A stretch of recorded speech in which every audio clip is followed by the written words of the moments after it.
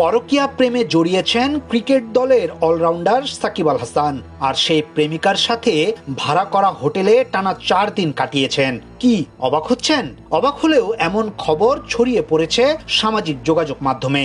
সবচেয়ে মজার যে বিষয়টি সেটি হলো, যার সঙ্গে পরকীয়া প্রেমে জড়িয়েছেন পোস্টার বয়, তিনি আর কেউ নন, সাবেক অর্থমন্ত্রী লোটাস কামালের মেয়ে এবং কুমিল্লা ভিক্টোরিয়ান্সের মালিক নাফিসা কামাল।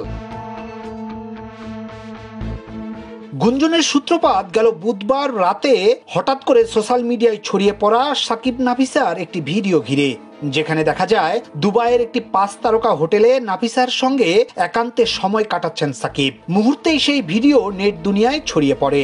এরপরই শিশিরের সাথে সাকিবের বিচ্ছেদের গুঞ্জন উঠে। ক্রিকেট ভক্তদের বড় একটি অংশ এ গুঞ্জন নিয়ে একের পর এক পোস্ট করতে থাকেন।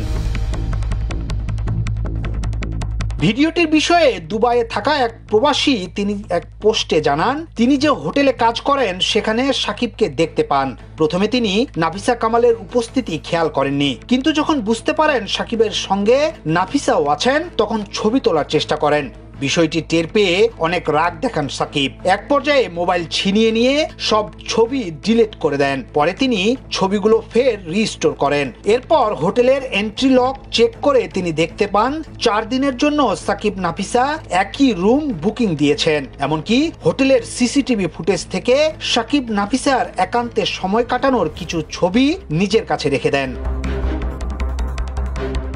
এদিকে দীর্ঘ এক স্ট্যাটাসে সাকিবের পরকীয়া প্রেম ও বিচ্ছেদের বিষয়টি অস্বীকার করেছেন সাকিব পত্নী শিশির। সেখানে তিনি লেখেন, আমরা ভালো আছি, সম্পর্ক আরো দৃঢ় হয়েছে। তিনি আরো লিখেন, আপনাদের হয়তো তাকে নিয়ে ব্যক্তিগত মতামত থাকতেই পারে, প্রত্যেকেরই বাক স্বাধীনতা আছে, কিন্তু দয়া করে এটি আমাদের সম্পর্কের সঙ্গে মেশাবেন না।